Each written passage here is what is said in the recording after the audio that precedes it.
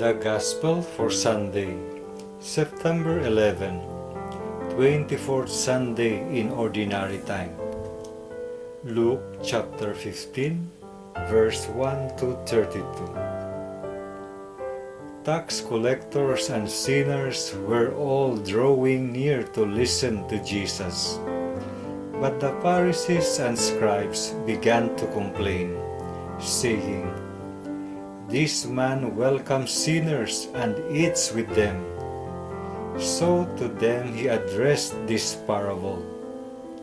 What man among you, having 100 sheep and losing one of them, would not leave the 99 in the desert and go after the lost one until he finds it?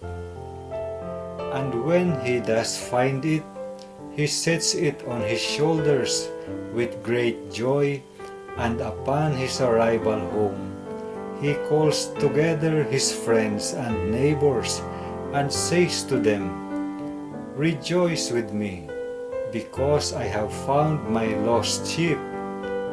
I tell you, in just the same way, there will be more joy in heaven over one sinner who repents than over 99 righteous people who have no need of repentance.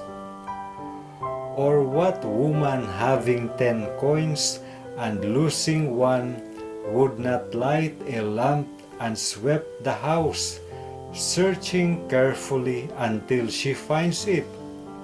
And when she does find it, she calls together her friends and neighbors and says to them, "Rejoice with me, because I have found the coin that I lost."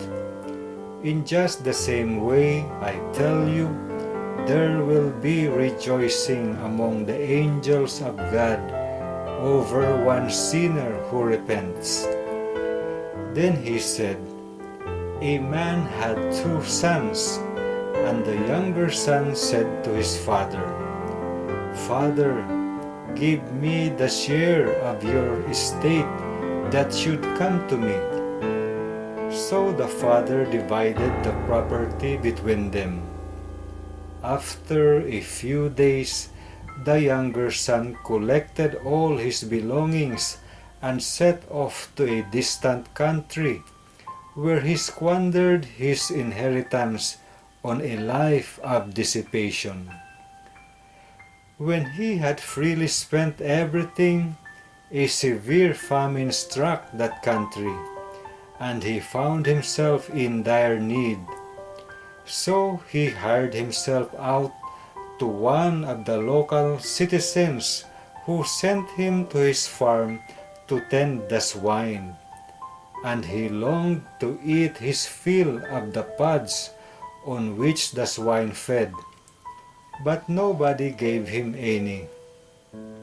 Coming to his senses, he thought, "How many of my father's hired workers have more than enough food to eat, but here am I dying from hunger.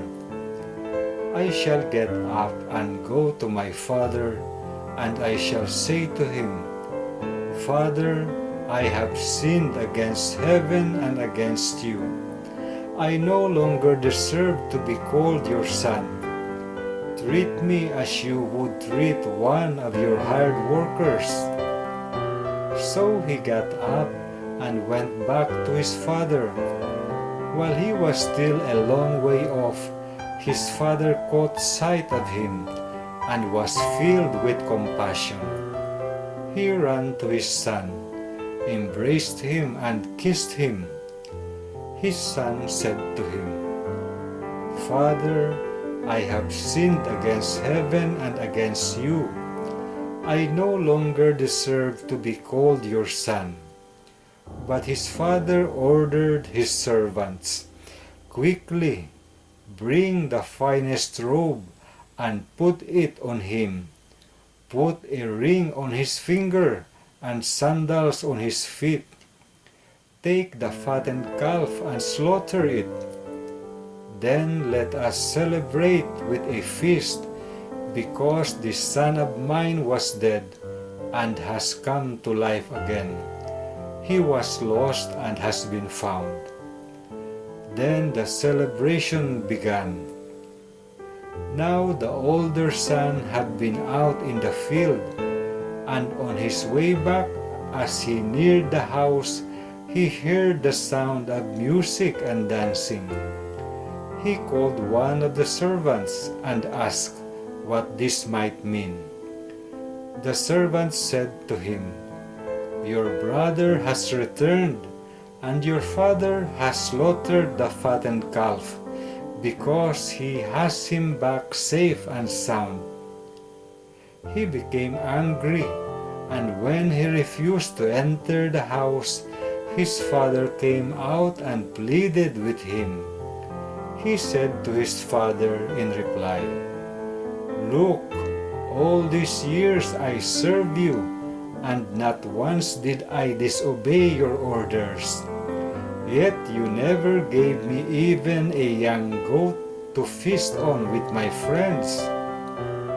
But when your son returns, who swallowed up your property with prostitutes, for him you slaughtered the fattened calf." He said to him, "My son, you are here with me always. Everything I have is yours. But now we must celebrate and rejoice, because your brother was dead and has come to life again. He was lost and has been found." The Gospel of the Lord.